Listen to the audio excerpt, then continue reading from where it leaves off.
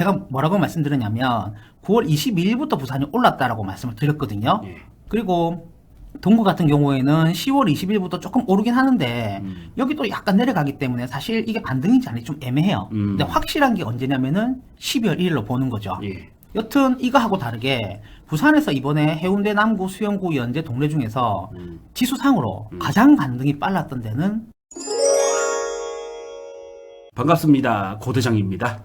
안녕하세요. 블로그 아파트의 살다를 운영하고 있는 아트입니다. 네, 이제 우리 아트님은 소개가 필요 없습니다. 저희 채널 많이 보시는 분들은 네. 너무 유익하다고 소문이 많이 났습니다. 아유, 감사합니다. 와주셔서. 네, 오늘은 이제 세 가지 주제 준비해 주셨는데 예. 해수부 이전과 동구의 시장 변화 예. 너무 좋고요. 예. 두 번째, 세 번째는 전 또 더 좋은 것 같아요. 매물수와 전세 시장의 변화.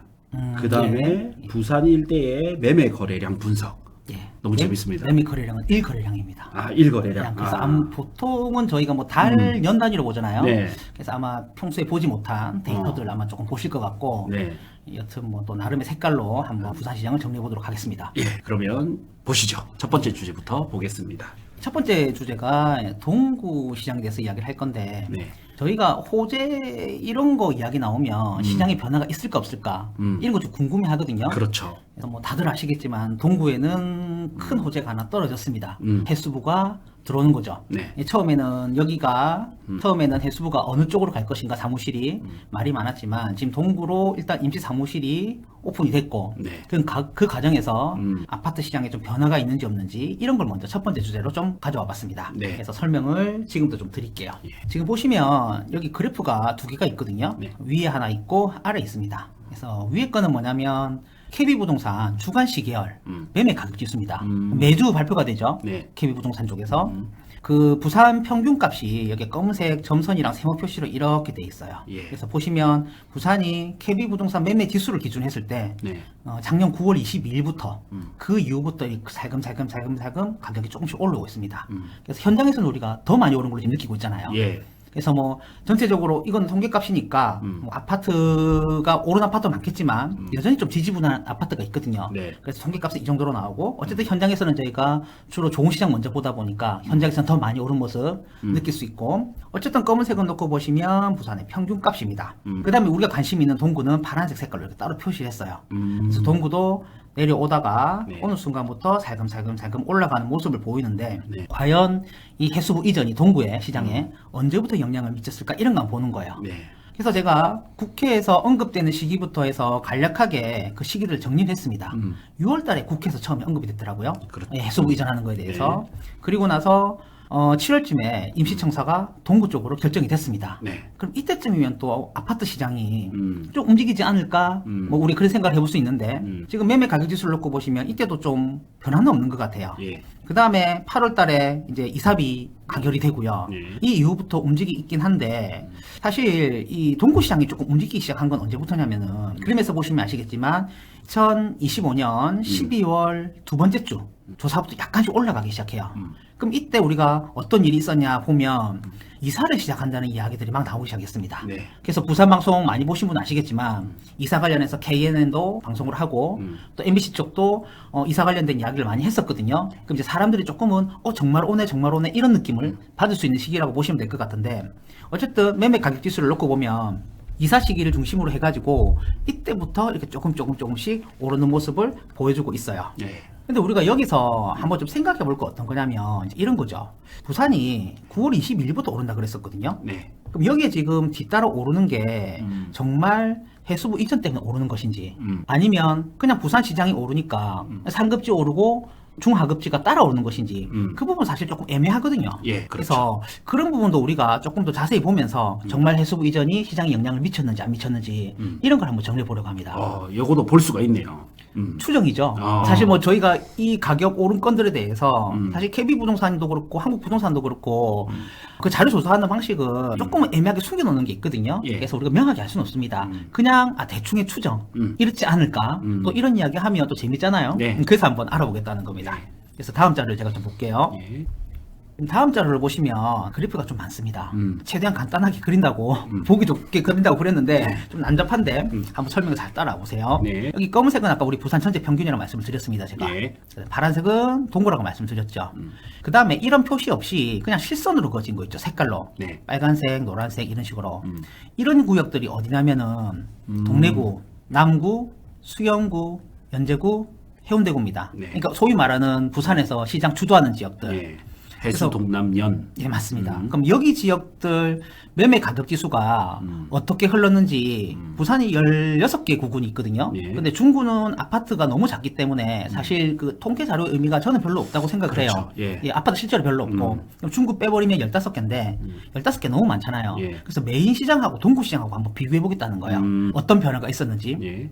그래서 그 5개를 색깔로 표시했다고 보시면 될 것 같고, 그럼 여기서 우리가 가장 큰 차이점이 뭐냐면, 분명히 부산 평균은 아까 제가 9월 22일에 올랐다고 시작했습니다. 예. 제가 뭐라고 말씀드렸냐면, 9월 22일부터 부산이 올랐다라고 말씀을 드렸거든요. 예. 그리고 동구 같은 경우에는 10월 20일부터 조금 오르긴 하는데, 여기도 약간 내려가기 때문에 사실 이게 반등인지 아닌지 좀 애매해요. 근데 확실한 게 언제냐면은 12월 1일로 보는 거죠. 예. 여튼 이거하고 다르게 부산에서 이번에 해운대, 남구, 수영구, 연제, 동래 중에서 지수상으로 가장 반등이 빨랐던 데는 수영구입니다. 지금 수영구가 제가 주황색으로 이렇게 그려놨는데 수영구는 좀 빨랐어요. 6월 23일. 그리고 수영구 오르고 나서 그 다음에 동래구가 9월 15일, 그다음 남구는 9월 22일, 연제구 9월 15일 이렇게 따라 지수가 올라가기 시작했고 네. 그 다음에 해운대가 좀 늦게 움직였습니다.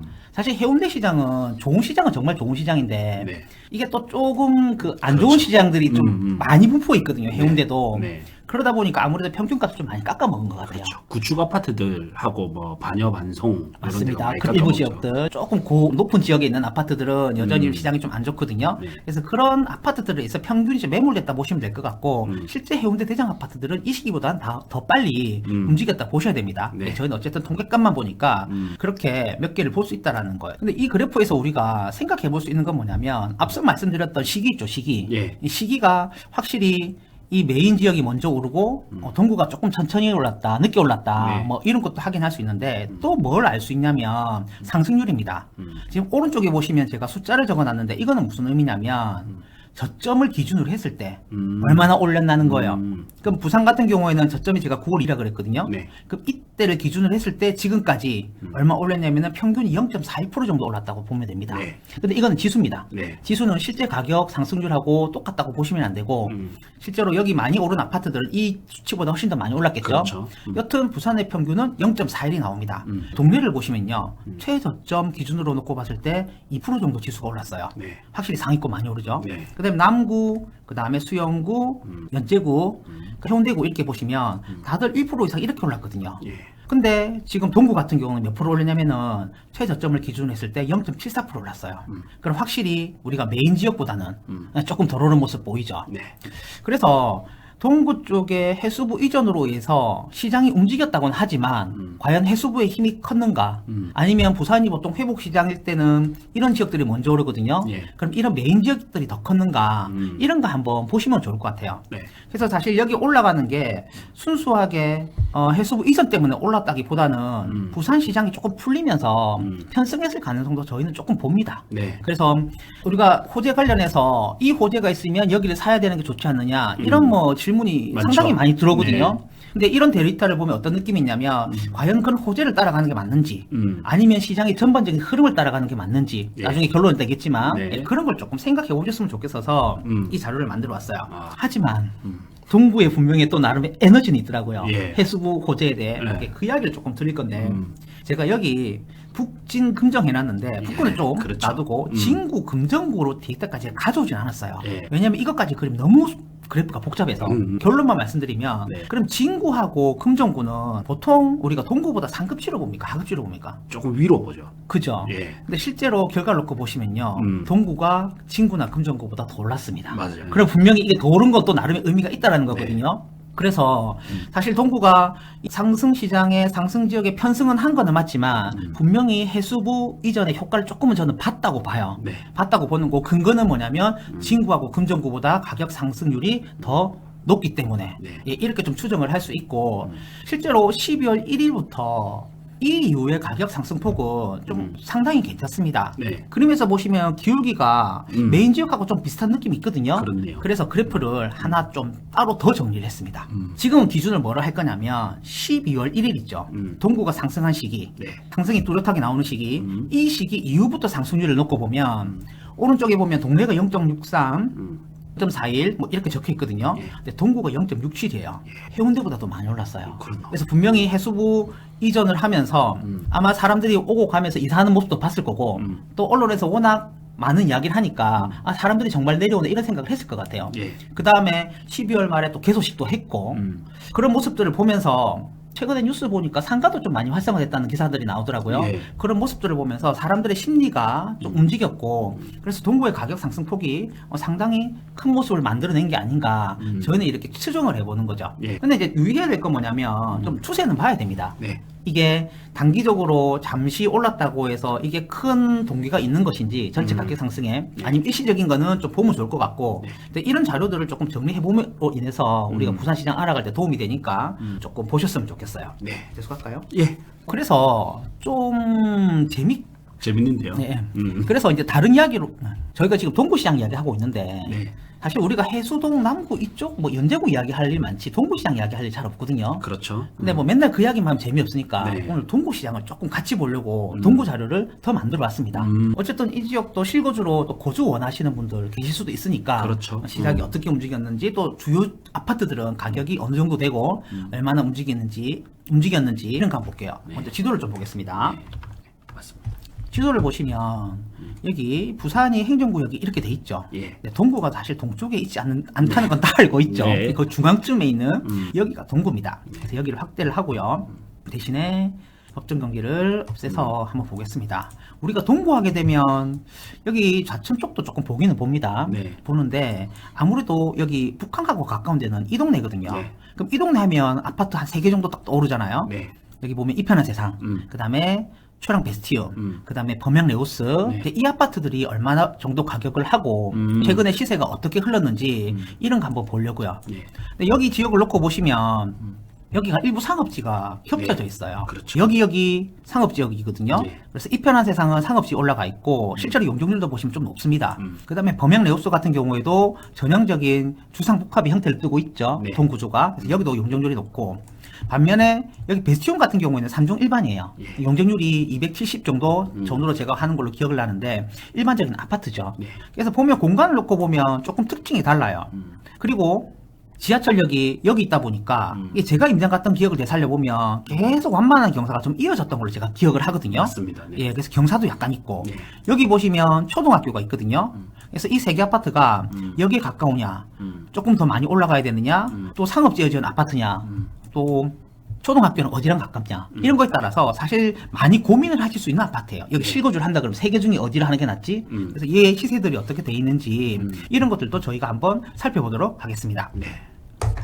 그래서 세 개 아파트 중에서 저희가 맨 처음 해볼 곳은 이편한 세상 부산항입니다. 2019년 들어왔으니까 아직은 10년이 안 됐네요. 네. 어떻게 흘러갔는지 한번 볼게요. 여기 보시면 점들이 찍혀 있는데 이 점들이 전용 84제곱미터, 이편한 세상 전용 84제곱미터 모든 타입에 대해서 실거래 가격을 다 전부 표시한 거예요. 큰 특징이 뭐냐면 우리가 지금 시장이 완만하게 한 2년 반 정도 이렇게 흘러왔잖아요. 네. 통계 지표는 내렸다고 하지만 각각의 아파트는 달랐다는 이야기를 제가 너무 자주 드려서 강의 때도 너무 많이 드렸고 영상에서도 많이 드려서 혹시나 처음 보시는 구독자분이 계실까봐 다시 한번 말씀드리는데 어쨌든 이때가 보니까 바닥이었던 것 같아요. 가격 지지선을 만들면서 꽤 긴 기간 동안 거래량이 계속 지속되는 모습을 보입니다. 네. 근데 이거 보시기에 고대장님이 보시기에는 가격이 좀 어떤 것 같아요? 한 3년 정도? 보합. 네. 예, 보합이죠. 네. 그리고 참 약상승. 약상승. 네. 여기 지금 그려진 그래프는 뭐냐면 5개월치 평균이거든요. 네. 요즘엔 이번에는 좀 자료를 추가를 한 게 시거래 가격도 다 찍었지만 5개월 평균치도 이렇게 선을 좀 그려서 추세가 약간 보이게 네. 좀 수정을 했는데 어쨌든 놓고 보시면 이편의 세상 부산항은 가격이 슬금슬금 조금 오르는 모습을 보입니다. 근데 우리가 아까 북한 호재 이야기 했잖아요. 예. 해수부 들어오고 나서. 근데 해수부 이야기가 나오던 시기가 6월이 지금 제가 이렇게 점으로 표시를 해드렸거든요. 예. 그럼 이 이후에 움직임이 어떻게 보면 그 호재에 의해서 이 아파트가 가격에 영향을 받았나 안 받았나 그런 걸 말할 수 있거든요. 예. 이 전후로 하게 되면 가격이 좀 올랐다고 봐야 되나요? 평균값은 조금 올랐네요. 네. 그죠? 네. 그 다음에 우리가 지표상으로는 11월, 12월 넘어가면서 올라가는, 12월 넘어가면서 올라가는데 매매 거래를 놓고 보면 사실 최근 거래 하나가 좀 높게 찍히긴 했어요. 근데 이전부터 이 정도 상단은 있었거든요. 그렇네요. 그럼 이거 가지고 우리가 시장을 확실히 올랐다라고 이야기하기에는 조금 애매한 면이 있긴 해요. 네. 그래서 지표는 지표대로 보시고 개별 아파트는 그냥 개별 아파트로 보셨으면 좋겠고 뭐 딱히 이야기하면 지표에 의해서 이 아파트가 명확하게 올라가는 게 보이진 않지만 그래도 우리 긍정적으로 볼 수 있는 부분은 뭐냐면 23년 이후에 거래량이 쭉 생기면서 지지선을 만든다. 그 다음에 가격이 요즘에 은근슬쩍 조금 올랐다. 뭐 이런 것들 네. 보시면 될 것 같아요. 34평 가격이 지금 6억에서 7억 정도 합니다. 이게 이편한 세상. 그럼 혹시나 구독자분들 중에서 이 지역에 아파트 매수에 관심 있는 분들은 이편한 세상 시세가 이 정도 거래가 되니까 이런 내용들 조금 참고하셨으면 좋겠어요. 네. 그 다음에 부산은 이편한 세상 말고 그 위에 있는 저희가 초량 베스티올을 보겠습니다. 지도를 다시 남겨보면 우리가 맨 처음에 본 아파트가 이편한 세상 이 아파트고요. 예. 그 다음에 초량 베스티움이죠. 네. 두 개를 놓고 보자면 얘는 일반 아파트고 얘는 주상복합이고 용적률이 꽤 높아요. 예. 초등학교 가깝고 여기는 여기 가깝고 여기는 브랜드고 그 다음에 특징이 뭐냐면 얘는 750세대입니다. 예. 그럼 우리가 1000세대를 참 좋아라 하지만 근데 제가 경험하기로는 750, 800도 위치만 좀 크게 나쁘진 않았던 것 같아요. 네. 반면에 베스티움은 지금 450 정도 되거든요. 세대수 차이가 나죠. 그럼 과연 두 개 아파트 중에서 어느 게 가격이 높은지 이런 거 비교해 볼 수 있겠죠. 예. 그거는 조금 이따 할 거고요. 네. 우선에 저희는 그냥 단순하게 초량 베스티움 시그널 가격만 보겠습니다. 그래서 34평이 거래량이 많은 편은 아니고 보면 이 그래프는 또 보게 되면 가격이 그렇게 올랐다는 느낌은 안 들어요. 대신에 마지막 거래 하나가 네. 조금 가격이 높게 나오긴 하거든요. 근데 이전 거래들이 층이 좀 낮아요. 9층이고 7층. 5층 정도 오르면 이런 경우에는 층의 영향일까요? 아니면 시세가 오른 걸까요? 두 개 다 조금씩 포함된 것 같아요. 그죠? 예, 그래서 약간 오른 느낌이 있고 그런 걸 비교하기보다는 이 아파트는 한 6억이 조금 안 되는 가격에서 거래되는구나 뭐 이런 거 보셨으면 좋겠고 네. 그 다음에 마지막으로 아파트 하나 더 보겠습니다. 이제 범양레우스 얘는 완벽한 주복이죠. 네. 주복의 특징을 그대로 가지고 그렇죠. 있죠. 네. 여기 딱 가까이 붙어 있으면서 범양레우스 가격을 놓고 보면 이렇게 실거래 가격이 흘렀습니다. 보시면 초록색으로 표시돼 있어요. 얘는 좀 가격이 내려간 것 같지 안 보이세요? 네. 그죠? 거래량은 많으면서 반면에 해수부 발표되고 나서 거래량이 좀 빈도도 많아졌고요. 네. 거래 가격도 조금 오르는 느낌 확실히 듭니다. 범양레우스는. 그렇네요. 그죠? 그래서 우리가 아까 아니지만요. 보시면 이게 조금 오르는 느낌도 들죠. 예. 근데 하나야 좀 오르는 느낌도 들죠. 네. 그래서 얘는 지표하고 비슷하게 최근에 조금 오르는 느낌이 있고 그 정도 참고하시면 될 것 같고 네. 근데 중요한 건 이 세 개 아파트 가격 차이라고 보시면 될 것 같아요. 네. 그래야지 이게 정확하게 내가 오른 가격에 사는 건지 혹시 매도하시는 분은 내가 얼마에 팔지 뭐 이런 것들도 정할 수 있으니까 보겠습니다. 먼저 그림을 놓고 보시면 이게 파란색 점이 있습니다. 네. 이게 뭐였냐면 아까 이편안이에요. 이편안. 이라고 좀 적을게요. 예. 빨간색이 뭐냐면 초량 초량. 베스티움입니다. 네. 재개발 사업으로 진행된 데죠. 예. 여튼 초량 베스티움이 밑에 이렇게 찍혀 있고 이편한 세상이 위에 많거든요. 네. 이렇게 되면 이거는 뭐의 승리라고 해야 될까요? 브랜드? 세대수? 브랜드와 세대수. 네. 그죠. 이제 개인적인 생각은 그래요. 초등학교는 베스티움이 조금 더 가깝긴 하지만 네. 어쨌든 세대수와 브랜드 때문에 이편한 세상을 조금 더 선택하지 않았을까라고 네. 저희가 추정을 하는 거고 그리고 두 개 아파트가 그렇다고 가격이 완전히 동떨어진 건 아니라 보시면 맞는 것 같아요. 네. 늘 이 편한 세상의 대체제로서 초량 베스티움 위치하고 있고 근데 어쨌든 전체적인 가격을 놓고 보면 초량 베스티움 가격이 이 편한 세상 하단에 이렇게 딱 걸려있는 모습 네, 이런 모습 확인할 수 있습니다. 네. 가격대도 아까 정리를 했지만 이 편한 세상은 6억 중반 이렇게 시세가 좀 올라가거든요. 예. 반면에 이제 초량 베스티움은 이제 6억 정도까지. 그래서 여기 시장은 한 6억에서 7억 정도 되는 34평이 조금 합리적인 가격으로 되면 5억대 후반. 이 시장을 보시면 될 것 같아요. 그럼 여기에다가 하나를 더 더할게요. 초록색이 우리가 맨 마지막에 봤던 범양레우스입니다. 네. 그래서 그래프를 전체적으로 놓고 보시면 이 편한 세상이 가장 위에 있고 네. 그 다음에 베스티움이랑 그 다음에 범양레우스가 초록색이거든요. 예. 범양레우스가 아래쪽에 이렇게 위치하는 모습을 볼 수 있어요. 네. 근데 저희가 보통 이런 주상복합을 놓고 보면 층별로 라인별로 좀 가격 차이가 나거든요. 네. 왜냐면 주상복합은 동길이 조금 간격이 있다 보니까 그렇죠. 시야가 좀 안 트인 동이라든지 낮은 층들은 확실히 가격이 평균 가격에 비해서 조금 낮게 내려가는 경향이 있거든요. 네. 그래서 범양 내호수 특징이 뭐냐면 좀 이 저가 물건들이 이런 것들 좀 있습니다. 그렇죠. 어쨌든 여기 32평 시장을 놓고 보면 전반적으로 한 5억에서 좀 7억이 안 되는 수준 여기에 가격을 형성하고 있고 이렇게 세 개의 아파트가 계속 지지선 만들면서 시장을 형성하고 있는 걸 보면 이제 더 이상 여기서 떨어질 일은 없다. 시구자분들은 이 가격을 참고하셔서 물건을 알아보시면 좋을 것 같아요. 대신에 저희는 그냥 인터넷상에서 찾아보는 거거든요. 예. 그래서 현장은 제 이야기가 조금 다를 수 있습니다. 또 조금 차이는 있을 수 있죠. 예, 해수부 이전 때문에 매도인분들이 심리가 지금 조금 올라가셔가지고 호가는 이거보다 조금 더 높을 수 있거든요.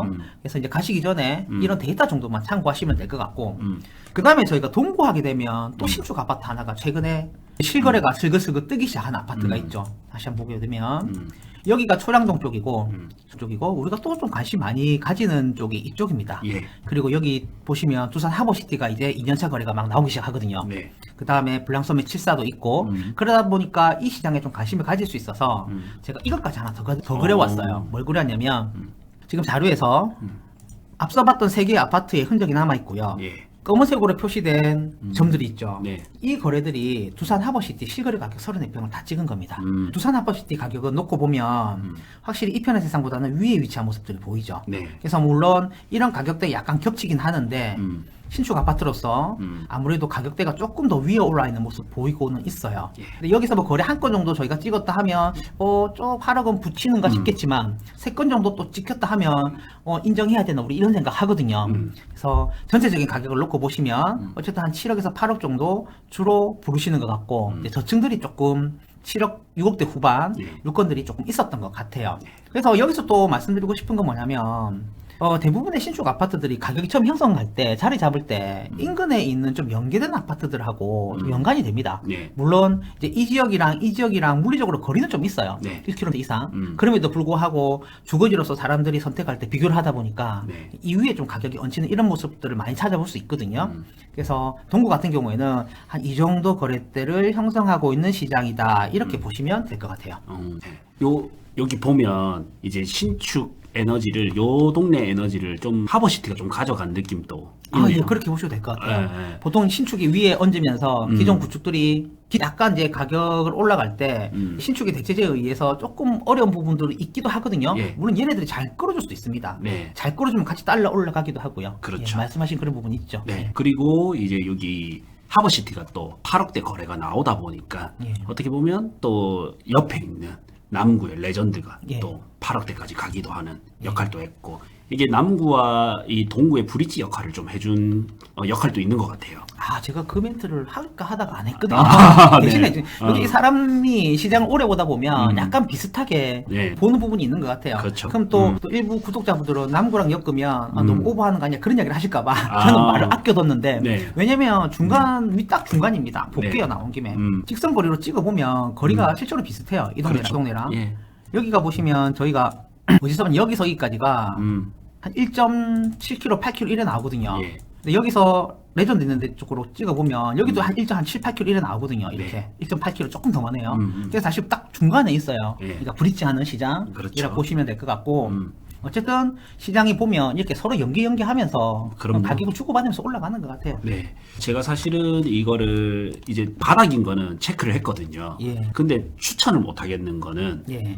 이제 하버시티가 이 에너지를 좀 먼저 가져갈 거고 또 하버시티만 또 추천을 못 하겠는 거는 예. 레전드가 또 옆에 있으니까 얘가 오르는 걸 확인하면서 따라 들어가도 예. 늦진 않겠다 싶어서 추천을 못 하고 있었거든요. 예. 네, 근데 확실히 이렇게 그래프에도 표시가 되네요. 예.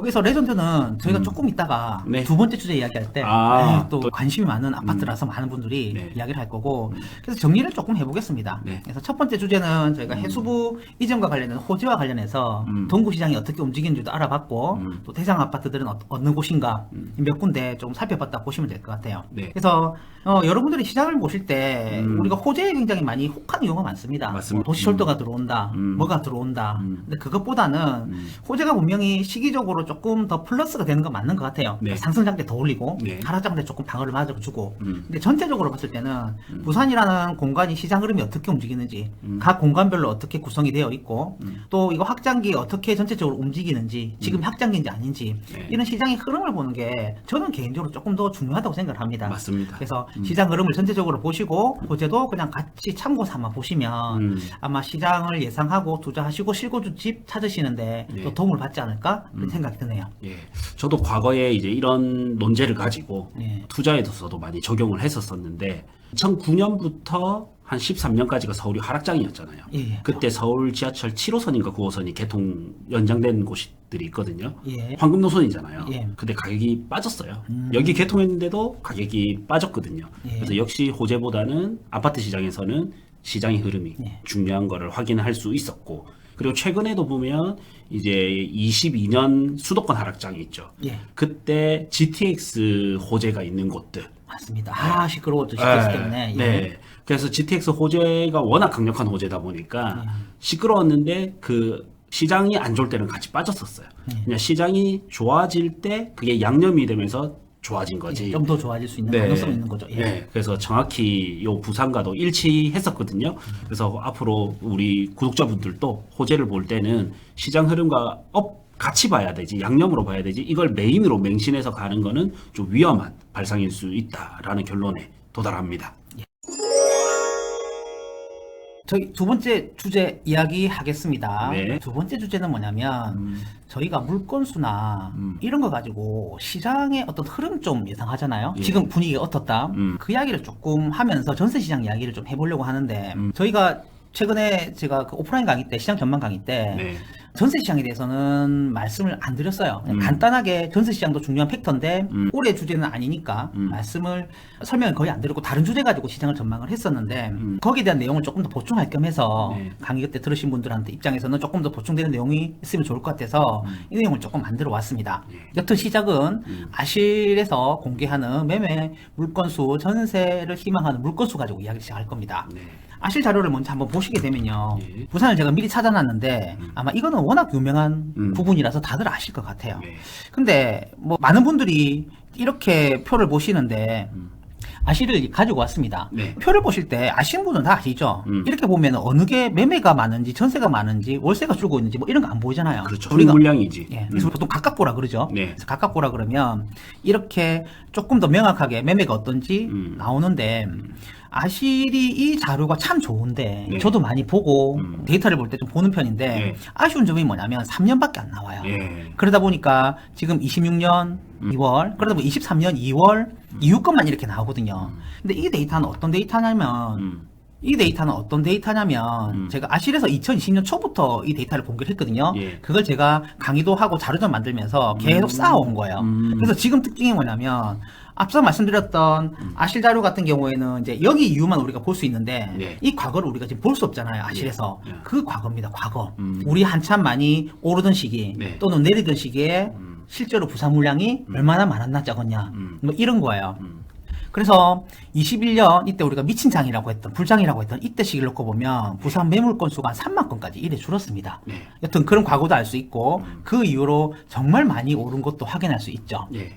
작년에 한 이 시기쯤 됐을 때 이제 사람들하고 커뮤니케이션 소통할 기회가 있을 때 제가 좀 그런 이야기를 했었어요. 한 4개월 정도 물건수가 정체가 되네요. 24년이 그렇게 많은 편은 아니었거든요. 입주 물량이. 예. 그래서 은근슬쩍 말씀을 좀 드렸었어요. 어쩌면 조금 우리가 줄어들 가능성 더 이상 늘지 않을 가능성이 있지 않을까.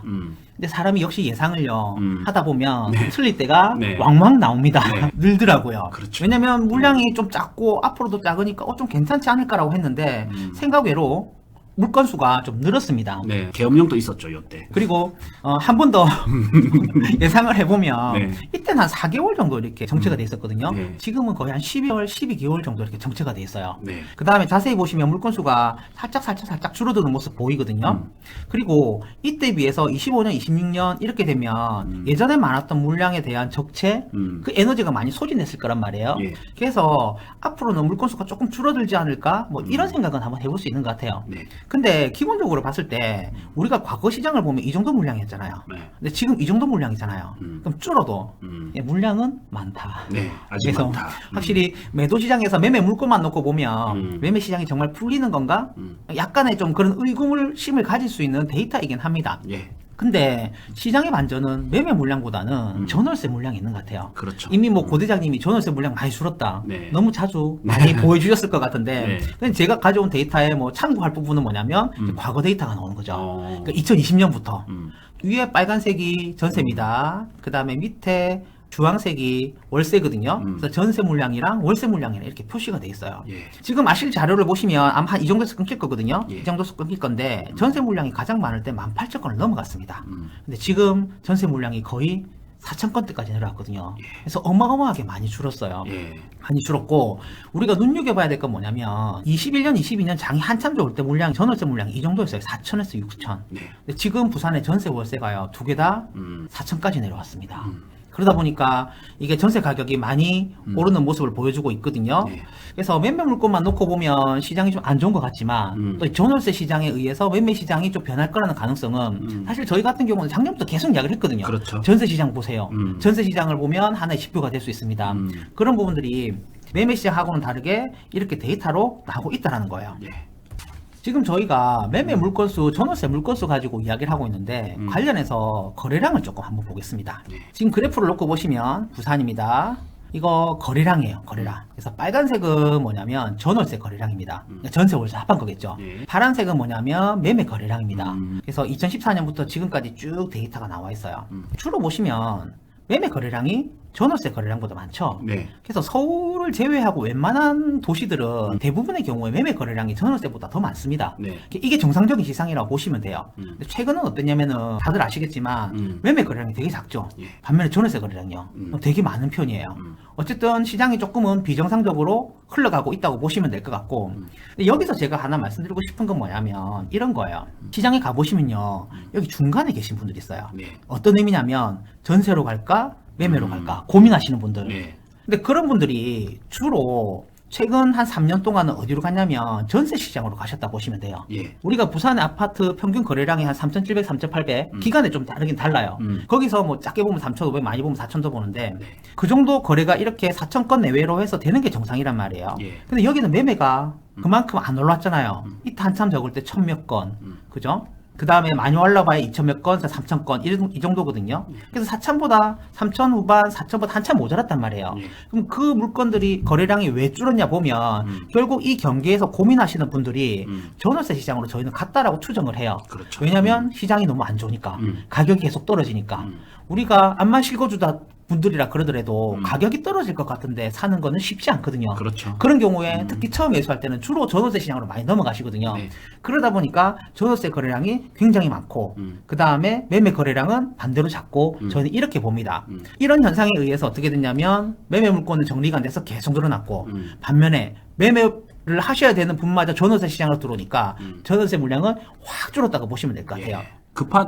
적다 했지만 역대급이네요. 예, 상당히 음. 심각합니다. 그래서 예. 조금 있다가 우리가 시세 변화도 보겠지만 그런 현상이고 근데 제가 시장을 봤을 때 조금 고민해 볼 부분은 뭐냐면 그럼 매매와 전세를 오가는 분들이 애매하는 분들이 예. 여기 시장에 와 있어요. 전월세 시장에. 그리고 2014년과 비교하면 지금 거래량이 거의 2배거든요. 예. 근데 우리가 여기서 이 시기까지 거래량 아파트 수가 2배로 늘지는 않았어요. 그렇죠. 근데 거래량이 2배 늘었다는 거는 대부분의 분들이 전월세 시장으로 넘어갔다는 말인데 과연 여기 계신 분들이 영원히 전월세 시장에 계실까요? 그렇지는 않을 것 같아요. 그죠. 예. 결국 그분들이 매매 시장으로 언젠가는 넘어올 텐데 경계를 타시는 분들이 예. 그게 넘어오는 에너지가 제가 봤을 때 상당히 긴 기간 동안 저는 좀 응축돼 있다고 봐요. 네. 어느 순간 보면 이분들이 한꺼번에 매매로 확 넘어올 거거든요. 네. 그럴 경우는 매매 시장이 생각보다 조금 더 활발해질 수 있습니다. 그래서 꽤 오랜 기간 동안 전세 시장이 너무 컸다. 부산시에서는 이런 거를 조금 정리를 해보셨으면 좋겠고 어쨌든 최근에 이렇게 전세 물건이 확 줄어들다 보니까 전세 가격이 굉장히 많이 올랐습니다. 그래서 가격이 오른 걸 또 그냥 제 방식으로 표현해 보면 이 그래프가 나옵니다. 이 자료가 뭐냐면 2011년부터 자료를 만든 건데 여기 보면 2011년에 점 하나 찍혀 있죠. 예. 첫 번째 점은 2011년 1월입니다. 1월에 전세 거래된 거 있죠. 부산에서 전용 84제곱미터. 네. 84제곱미터 시거래된 걸 전부 다운받아가지고 평균값 낸 거예요. 평균값. 그때 당시에 평균값이 얼마 정도 나왔냐면 1억 5천이 조금 넘었어요. 이게 전세 가격인 거죠? 전세 가격입니다. 네. 전세 보증금 가격. 월세는 빼버리고. 음. 그게 계속 올랐죠. 예. 그래서 뭐 시장이 오를 때도 있고 내릴 때도 있고 변동폭이 클 때도 있습니다. 네. 근데 결국은 이렇게 올랐는데 최근에 이거 올라가는 거 보이세요? 와. 이제는 평균 가격을 계산하게 되면 3억 5천까지 올라갑니다. 예. 저희가 옛날에 생각을 해보면 2014년에 평당 1,000에 분양하면 미쳤다 그랬거든요. 부산에서. 근데 이제는요. 평균 전세 가격이 그만이 올라왔어요. 네. 10년이 지나면서. 그래서 어쨌든 쭉 우상향하는 모습도 볼 수 있고 최근에 급하게 올라가는 모습도 볼 수 있고 하나 자료를 더 만들었습니다. 오구제곱미터 24평도 왜냐면 많은 분들이 찾으시니까. 예. 2011년 당시에 한 1억 2천, 3천 이 정도 됐거든요. 그게 지금 얼마까지 올랐냐면 거의 2배 가까이 올라왔어요. 2억 3, 4천까지. 그리고 최근에 급하게 올라간 모습을 볼 수 있고 다르게 이야기하면 이런 현상이 왜 일어났냐고 보면 물건수가 너무 줄어들고 전세 시장에서 너무 경쟁을 하는 거죠. 전세 시장에서. 네. 그러다 보니까 전세 가격이 굉장히 급하게 오르는 모습을 확인할 수 있는데 이거를 저희가 물건수하고 제가 같이 그래프를 좀 그려봤어요. 예. 그럼 다시 정리할게요. 여기는 34평 부산의 전세 거래 가격 평균입니다. 예. 그다음에 이건 24평. 그다음에 맨 아래에 있는 거는 물건수, 전세 물건수. 그래서 전세 물건수가 한 5천 건 정도 내려왔을 때 보면 34평 가격이 급격하게 올라가기 시작합니다. 예. 근데 대신에 여기 한 4,000건, 5,000건에 급격하게 올라갔다고 해서 4,000에서 5,000이면은 막 전세 가격이 급격하게 올라가는 공식은 아니에요. 네. 왜냐면 상황에 따라서 달라질 수 있으니까. 그렇죠. 어쨌든 이번 같은 경우에는 이 수준에 내려왔을 때 가격이 급격하게 올라가는 거고 네.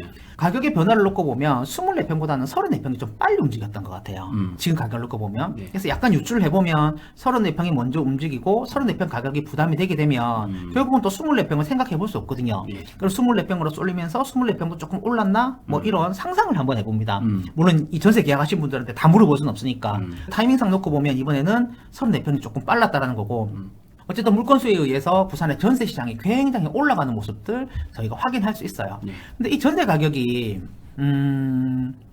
올랐다라는 거 이런 데이터 말고 이런 걸로도 조금 확인할 수 있습니다.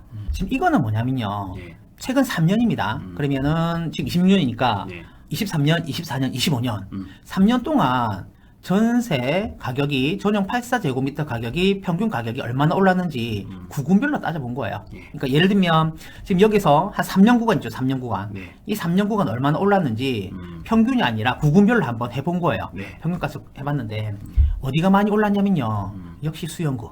그 다음에 남구. 동래구, 연제구 뻔한 데가 올랐습니다. 그러니까 우리 앞서서 첫 번째 주제 때 시장의 전반적인 이해가 더 중요하다고 말씀드렸잖아요. 그렇죠. 그래서 이 3년 동안 매매 가격이 오르는지 안 오르는지 우리는 애매했죠. 실제로 올랐지만 네. 그런 기간 동안 전세 가격은 이렇게 많이 올랐어요. 올랐고 의외의 곳은 어디냐면 해운대.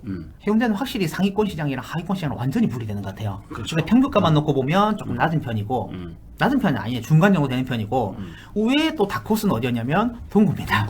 그래서 동구가 시장이 상당히 재밌습니다. 시기열 자료가 다른 어느 지역보다도 동구가 은근슬쩍 좀 움직이는 모습들이 보이고요. 예. 여튼 이 정도까지 3년 동안 올랐다는 거예요. 그럼 강서구도 좀 올랐죠. 예. 강서구도 입주 물량이 많음에도 불구하고 올랐다. 근데 이건 3년 평균치라 그렇고 실제로 매년 결과를 내보면 23년에 많이 올랐어요. 강서구가. 24년이랑 25년은 조금씩 내렸습니다. 몇 백씩. 근데 3년 평균을 내다 보니까 올랐다는 거고 네. 그래서 아마 실제 현장에서는요 최근에 좀 내렸는데 이렇게 말씀하실 수는 있어요. 그래서 3년 평균이었고 최근에 강서구는 조금 내렸고 입주 물량 워낙 많잖아요. 예. 그래서 약간의 좀 전세 가격은 보수적으로 보는 게 맞는 것 같고 그 다음에 여기 사상이나 북구 같은 경우는 가격이 얼마 안 올랐죠. 예. 근데 이거는 평균값이라는 거 참고하셔야 됩니다. 네. 사구에 지금 저희가 지표로 볼 수 있는 아파트 제일 만만한 게 뭐냐면 사하역 힐스테이트예요. 네. 그런 아파트들 전세 가격 많이 올랐거든요. 그래서 나중에 사하구 힐스테이트는 그래프를 한번 보실 거고 여튼 부산이 이렇게 전세 가격이 쭉쭉 오른다라는 거 정리하시고 볼게요. 예. 우리가 아까 첫 번째 편에서 레전드 이야기 했었잖아요. 네. 그래서 랜드 자료 이제 두 번째 주제인데 연관이 있어서 전세 가격이 얼마나 올랐는지 강조하기 위해서 네. 자료를 하나 만들었는데 이거 한번 볼게요. 예. 레전드에 34평 여러 가지 타입이 있죠. 네. 시그널가 다 찍은 겁니다. 와. 다 찍었고 여튼 그래프를 한번 보겠습니다. 저점은 23년 상반기로 보입니다. 네. 이때 우리가 정말 불안해하던 시기예요. 그렇죠. 정말 여기가 저점일까? 음. 그럼에도 불구하고 거래량이 터졌고 근데 이때 보면 조금 23년도에 거래량이 좋은 아파트들이 많이 터졌던 것 같아요. 네. 뭐 장전 애매한 이런 데들 있잖아요. 네. 실거주자분들이 가격 좀 조정받았다 싶어가지고 우르르 사셨거든요. 하여튼 레전드도 좀 그런 아파트 중에 하나였는데 아트님은 그러면 이런 데이터를 보면서 23년이 좀 바닥에 가깝다라고 생각을 하시는 거예요? 거래량이 터지면 약간의 시장의 변화가 있다고 본 거고요. 이제 그런 부분 제가 강의 때 설명을 다 드렸습니다. 오프라인 강의 때 네. 오르는 시기랑 내리는 시기랑 이런 거 막 좀 설명을 드렸었거든요. 네, 지난 강의 제가 고정 댓글에 남겨놓겠습니다. 아니, 네. 누설하시면 안 됩니다. 네.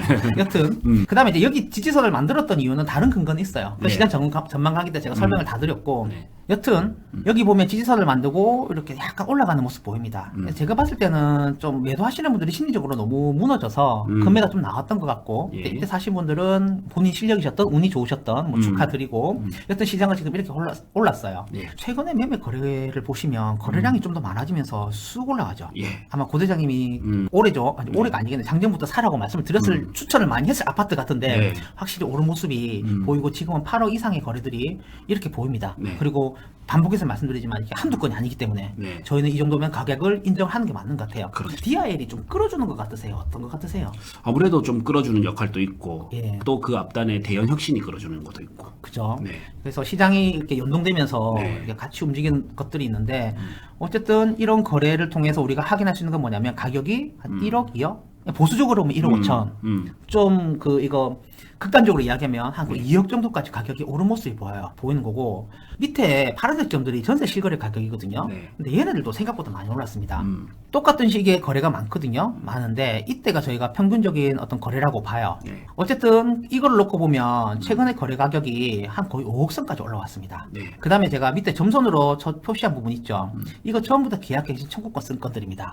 우리가 정황상 이거는 계약갱신 청구권 썼다고 추정은 할 수 있지만 네. 또 데이터를 보다 보면 아닐 수도 있으니까 이거는 이 건들은 제가 확인사살 다 들어갔습니다. 건 다 확인했고요. 그렇죠. 그래서 이 계약갱신 청구권 쓴 것들을 빼고 나면요 가격이 생각보다 대형롯데 레전드도 많이 올랐어요. 네. 근데 우리가 좀 유의 깊게 봐야 될 건 뭐냐면 이 상승폭이에요. 상승폭. 그러니까. 매매 가격도 이 정도인데 전세 가격이 조금 더 올랐어요. 매매 네. 가격보다. 네. 굉장히 많이 올랐거든요. 예. 그러면 근데 애초 가격 대비 상승 이유를 따지면 전세가가 많이 오른 것 같아요. 그렇죠. 네. 아무래도 모수가 작으니까 예. 그렇게 되겠죠.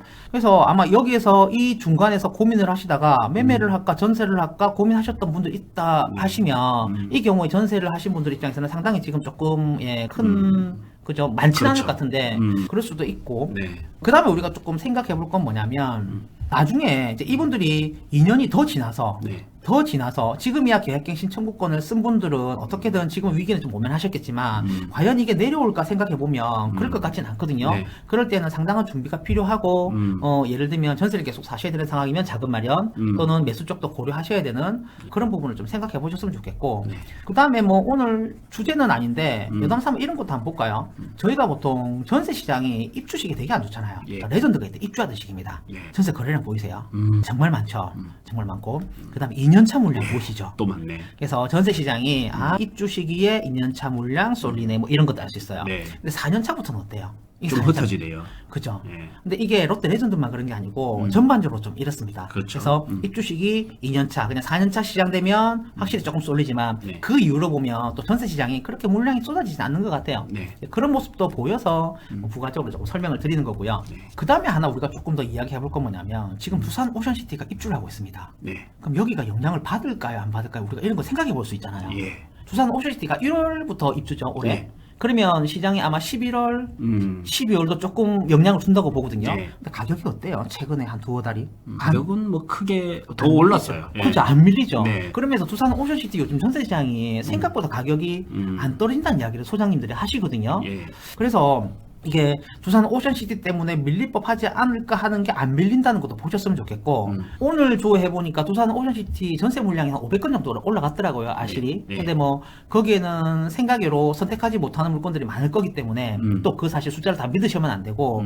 우리가 입주장을 놓고 봤을 때 삼천이잖아요. 네. 근데 삼천에서 입주장에 한 500건 나오면 그렇게 많이 나온 건 아니에요. 음. 그래서 우리가 남구 입주 물량이 앞으로 많이 나오니까 어떻게 될지 모르겠지만 최소한 지금은 생각보다 잘 버틴다. 네. 예, 그런 것들도 조금 보셨으면 좋겠고 그 다음에 우리가 시장을 볼 때 메인 지역만 보면 재미없으니까 네. 오늘 메인 지역은 아니지만 또 실거주로 상당히 좋을 만한 곳을 한 군데 더 가져왔습니다. 어디를 가져왔냐면 사하역 힐스테이트 가져왔습니다.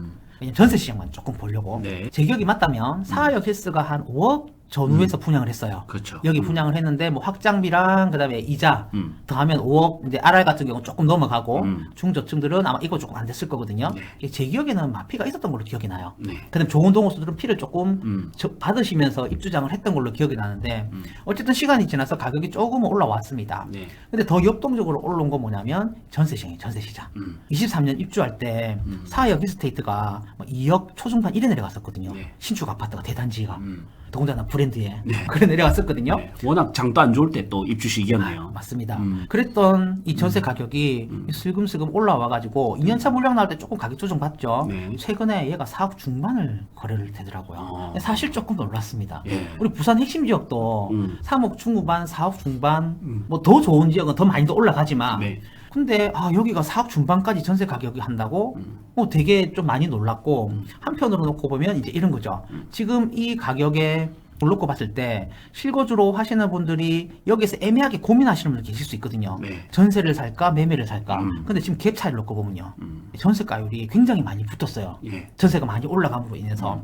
어쨌든 이분들의 선택이 어떻게 될지는 모르겠지만 우리가 그 가격이 올랐다라는 게 일부 지역만 오는 게 아니라 부산 전체적으로 좀 많이 올랐다는 것도 감안해 보셨으면 좋겠고 근데 얘를 가져온 이유가 뭐냐면 4하고 평균이 420이라고 420이 다 오른 거 아닙니다. 계속 네. 반복해서 말씀드렸지만 그렇죠. 여기 평균값 대장 같은 아파트들은요 상승폭이 상당해요. 그렇죠. 여기면은 1억 거의 뭐 심하게 2억까지 올랐거든요. 그래서 전세 시장이 신축 중심으로 해가지고 굉장히 많이 올랐다라는 거고 그 다음에 하나 더 그래프가 있는데 4역 히스테이트입니다. 예. 차이는 뭐냐면 이거예요. 제가 노란색으로 따로 표시를 했는데 이게 뭐냐면 계약갱신 청구권 쓴 것들이에요. 네. 그러니까 이때 계약을 하셨고 2년 뒤에 계약갱신 청구권을 많이 썼고 55건인가 그렇더라고요. 이분들 입장에서는 이제 선택의 기로가 2년 뒤에 올 것 같고 실질적으로 가격을 놓고 보시면 이렇게 올랐다를 좀 선명하게 보여드리기 위해서 4역 히스테이트도 가지고 왔습니다. 4역 히스테이트 옆에 보게 되면 당리이고요. 네. 예, 분양할 거거든요. 그럼 그 아파트가 분양 가격이 얼마에 나오며 이 시장이 어떻게 움직이고 있는지 뭐 그런 거 탐구하시려면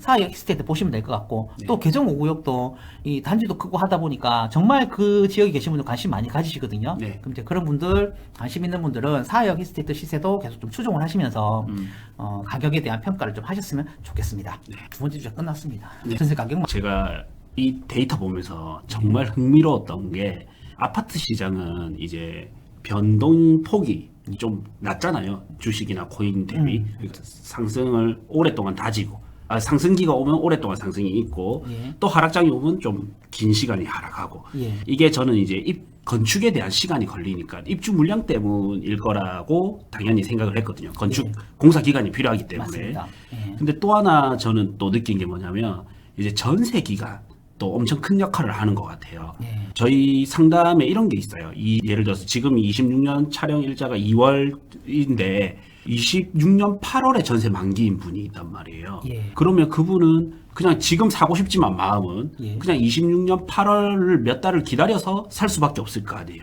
예, 예, 맞아요. 그런 분들도 계실 거 아니에요. 예. 그러니까 시장 변화가 좀 더 변동폭이 작은 예. 것도 있구나라고 또 느꼈습니다. 최근에 이제 코인이나 뭐 주식 시장이 요동치던 연준 의장 때문에 요동치는 며칠이 있었는데 그렇죠. 예. 그와 다르게 부산 시장은 여전히 뜨겁거든요. 예. 그런 거 보면 이게 확실히 부동산은 자산의 역할도 있지만 실거주재 역할도 있기 때문에 좀 다르게 봐야 된다.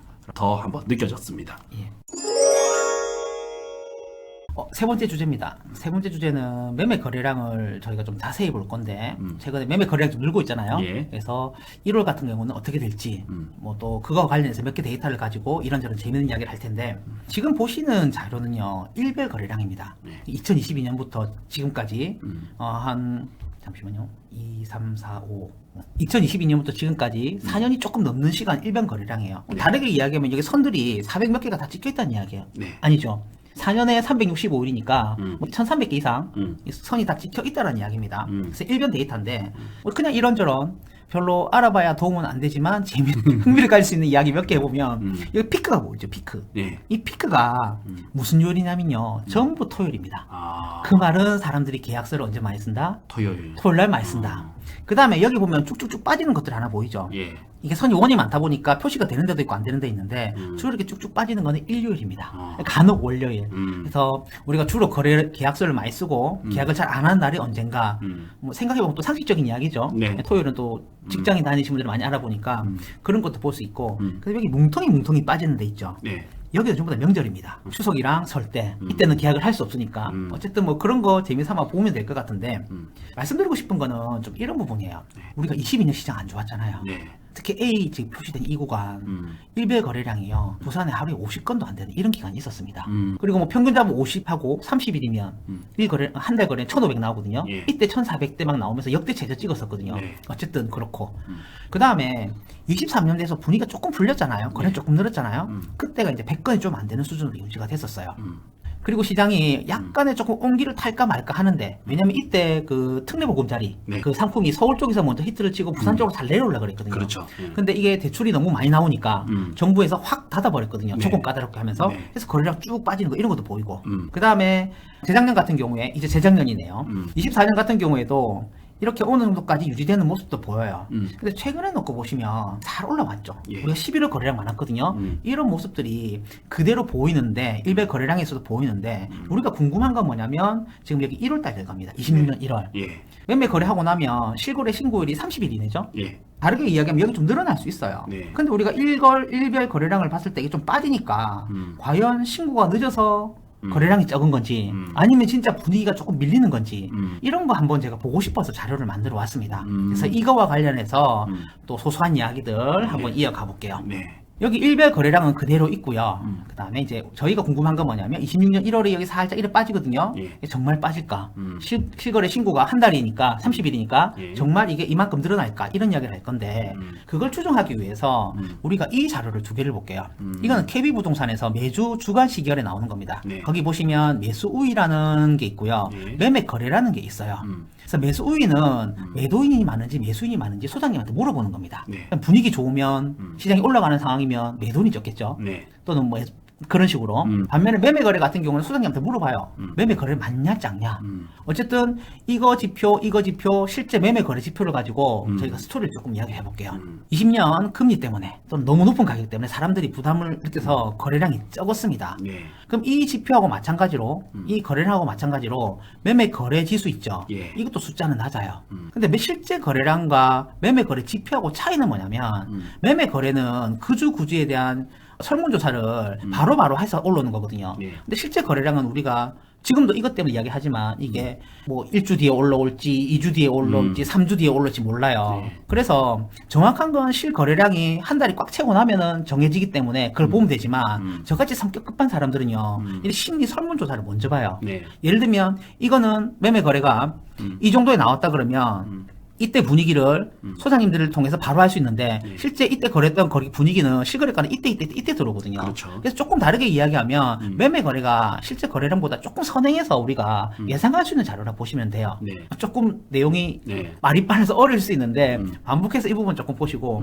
반면에 매수 우위 볼게요. 예. 매수 우위는 매도인이 많은지 매수인이 많은지 물어본다 그랬잖아요. 그런 지표인데 지금 여기서 좀 차이는 뭐냐면 실제 거래량도 작고 매매 거래가 많아요 적어요 물어본 설문도 작은데 이상하게 매수 우위는 살아있어요. 매도인들의 심리는 살아있다는 말이죠. 네. 그러면 우리가 생각해보면 거래량도 작고 소장님들도 작게 거래된다고 하는데 왜 매도인들의 심리는 살아있지? 이래 되는 거죠. 그럼 기억을 잘 살려보시면 21년도 가격 분위기가 너무 좋았잖아요. 그럼 그 기억을 매도인분들이 네. 잊지 못하는 거예요. 그러니까 시장이 좋다고 생각을 하고 매도 물건은 안 나타 보니까 실제 거래는 엉망인데 심리만 살아있는 거예요. 그러면 약간은 그 거래량과 비교했을 때 심리랑 매매 거래량 괴리가 되는 다른 거죠. 네. 그러니까 이런 걸 우리가 소위 좀 비정상적인 시장이라 보는 거예요. 어쨌든 시간이 흘러서 23년이 됩니다. 매매 거래량이 22년 기준으로 늘었다고는 하는데 여전히 많지 않다고 우리 계속 이야기하잖아요. 예. 그러다 보니까 지표가 계속 바닥을 기어요. 그럼 여기에서 우리가 볼 수 있는 상황은 뭐냐면 실제 거래하고 이 심리 지표나 매매 거래 지표하고가 유사하게 나간다. 다르게 이야기하면 시장을 그대로 잘 반영을 하고 있다. 이래 볼 수 있죠. 네. 근데 최근에 놓고 보시면 거래량도 조금씩 늘지만 이 심리 지표 두 개가요 같이 올라가고 있어요. 그러면 여기서 차이는 뭐냐면 실제도 올라가고 있고 소장님들 설문조사도 매매 거래량이 많아진다 올라가고 있고 그 다음에 매도 매수의 그 심리지표도 올라가고 있어서 매도인이 조금 우위인 시장으로 변화가고 있고 그럼 여기는 또 스토리가 맞죠. 그러니까 여기가 이제 괴리된 시장이라고 보는 거고 저희가 가격이 정상적으로 올라가는 시장은 좀 이렇게 흘러가는 시장이 아닐까요? 저 이제 이렇게 생각을 하는 거예요. 근데 이걸 보는 이유는 뭐냐면 거래량이 떨어졌는데 여기 심리가 지금 조금 변화는 있긴 한데 최근 2주가 괜찮거든요. 네. 그래서 이 부분만 제가 조금 그래프를 다시 확대를 해서 가져왔습니다.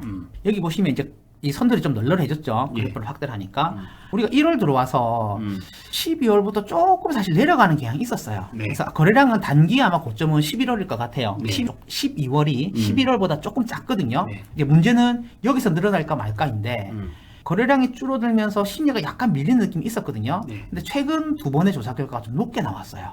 그래서 지금 저희가 생각하는 건 뭐냐면 살짝 한 번 정도 어쩌다 밀릴 수는 있지만 최근에 한 두 번 정도가 높게 나왔기 때문에 대신에 이번 주 나오는 거랑 보기는 봐야 됩니다. 네. 이게 이 정도 수준에서 받쳐주면 아마 설까지는 좀 시장이 많이 바쁠 것 같다. 네. 이제 이런 거예요. 다르게 이야기하면 지금 소장님들의 체감이나 이런 것들이 살아있으니까 여기에 거래가 됐지만 실거래 신고 안 된 것들이 많아서 어느 정도 올라올 것 같다. 이제 이런 거죠. 네. 그래서 지금 시장을 놓고 보면 거래량이 약간 주는 것 같으니까 불안감을 좀 가질 수 있는데 저희가 봤을 때는 좀 기대는 해볼 수 있는 것 같아요. 네. 근데 뭐 추세를 보거나 봤을 때 그렇다고 이게 뭐 11월처럼 3,800, 3,900까지 올라가기 힘들 것 같고 네. 그래도 3,000대 한 초중반 정도 3,500은 못 넘을 가능성이 좀 있거든요. 네. 그 정도 해서 시장이 어느 정도 온기는 계속 지켜지지 않을까 생각을 합니다. 그래서 개인적인 생각은 또 다음 달은 설이 있잖아요. 네. 연휴 있으면 거래량이 줄 수밖에 없거든요. 그렇죠. 그래서 2월달 거래량 좀 준다고 하셔서 너무 신경 쓰지 마시고 진짜 시장이 어떻게 흘러가는지는 3월 결과를 봐야 될 것 같아요. 그렇죠. 3월까지 좀 기대를 하시고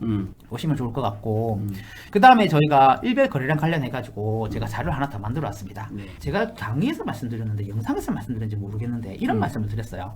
22년 시장 같은 경우에는 어떤 현상이 있다고 말씀드렸냐면 저희가 구군별 막 거래량 전화 방송 그러니까 영상 찍으면서 말씀드렸던 네. 것 같아요. 22년 같은 경우에는 우리가 상급지가 거래량이 조금 작고 하급지라는 표현이 좀 그렇나요? 하여튼 중하급지가 거래량이 조금 많다. 네. 시장이 좀 역전되면 이런 현상이 있다 그랬거든요. 네. 상급지가 거래량이 작고 하급지가 거래량이 많다. 근데 정상적인 시장은 지금 뭐 25년 상급지가 거래가 많고 25년에서 26년이겠네요. 네. 하급지가 거래량이 상대적으로 좀 작다 이랬거든요. 예. 그래서 상급지에서 거래량이 터지면서 매매 가격도 높은 게 찍으면서 주로 하급지를 끌어간다 이야기 말씀드렸는데 네. 이거 근거를 제가 제시한 적은 없었어요. 네. 근데 오늘 하나 가지고 왔어요.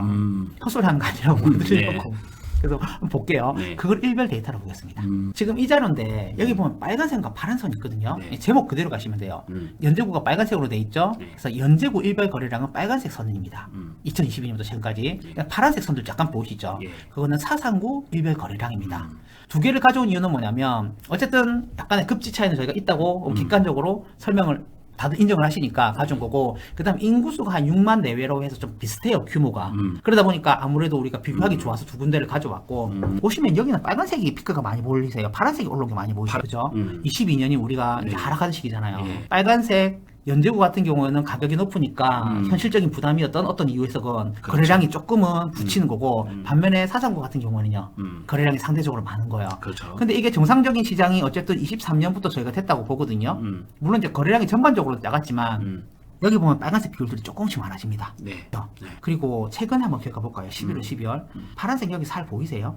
자세히 보여드릴게요. 네. 좀 이따가. 어쨌든 파란색이 살 내려오고 빨간색이 많은 모습 보여요. 근데 이 화면에 저희가 지금 컴퓨터를 볼 때는 잘 보이는데 혹시 영상 시청하시는 분들 확인이 잘 안 될까봐 제가 이 부분만 확대를 했습니다. 확대한 자료가 어느 자료냐면은 네. 이겁니다. 다시 말씀드릴게요. 22년 1년치예요. 예. 그리고 똑같습니다. 빨간색이 연재구, 파란색이 사상구입니다. 네. 여기는 훨씬 더 선명하게 보이죠. 네. 대부분의 기간이 어느 지역이 거래가 많냐면 사상구가 더 많아요. 그러니까 시장이 조금 불안정한 상황 또는 그런 모습들 보일 때는 아무래도 비선호 지역 조금 선호도가 덜한 지역에서 거래량이 많은 모습 보이고 그 다음에 여기도 한번 제가 확대를 해볼게요. 지금 여기를 본 거고 네. 이 지역도 제가 1년만 확대를 해서 왔거든요. 네. 확대를 하게 되면 이렇게 됩니다.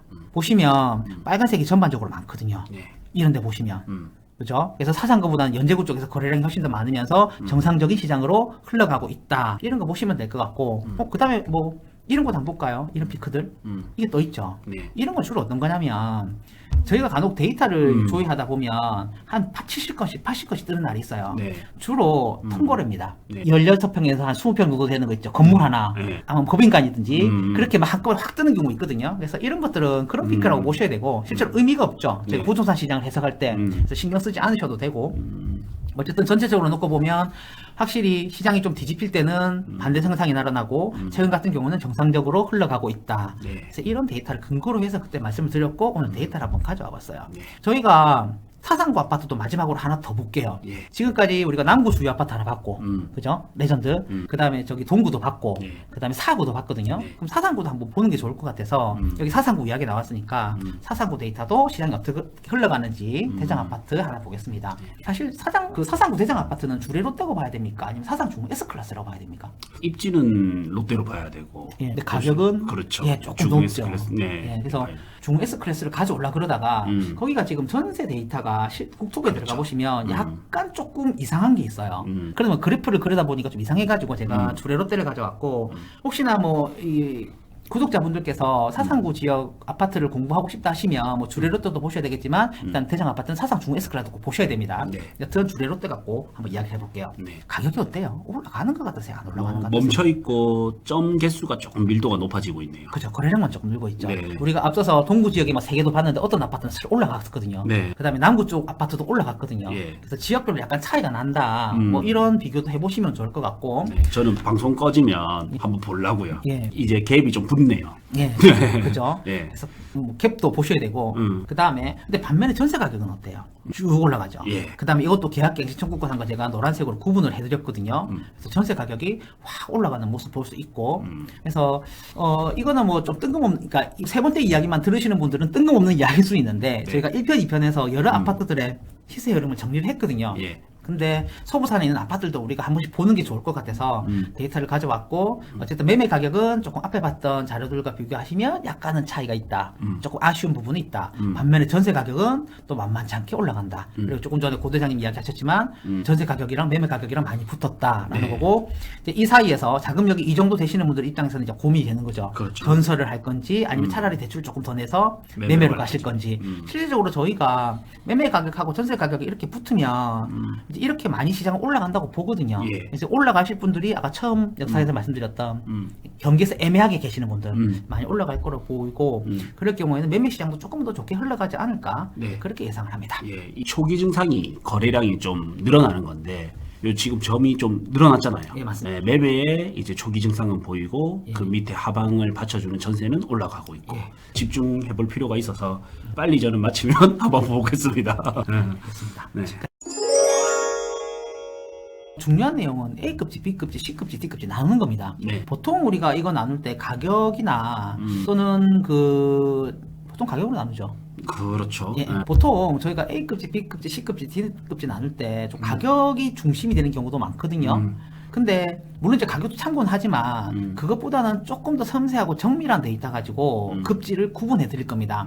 그래서 뭐 저만의 방법이기도 하고 네. 결국 가격하고는 어느 정도 연동은 되지만 급지 구분을 통해서 시장이 돌아가는 원리도 알 수 있거든요. 네. 그래서 그런 내용까지 같이 해서 아마 급지 구분을 해드릴 거고 그 다음에 일부 지역에 대한 그 공간에 대한 이야기도 좀 할 거예요. 네. 그래서 지역 분석이라고 보시면 되겠네요. 이런 내용도 조금 추가가 될 거고 그래서 뭐 이미 두 번의 강의를 들으신 분은 아시겠지만 좀 저는 저만의 색깔이 있거든요. 예. 그래서 그런 섬세한 데이터, 정밀한 데이터를 가지고 정말 부산 아파트는 어떻게 구분하는 건 좋은지 그리고 내가 이거 한번 배워놓으면요 부산만 아니라 다른 지역도 조금 써먹을 수 있는 그런 기준이 될 거예요. 예. 단순하게 가격이 아니라서 그래서 그런 부분에 대해서 지금 강의를 준비하고 있거든요. 네. 그래서 혹시 뭐 관심이 있으시면 신청을 하시고 가능하면 오프라인이 저는 얼굴 보고 하니까 좋더라고요. 네. 이번에 강의장이 조금 넓어져서 네. 예, 오프라인 인원이 좀 많이 더 많이 할 올 수 수 있거든요. 있습니다. 그래서 가능하면 좀 오프라인으로 와주시면 더 감사할 것 같아요. 네.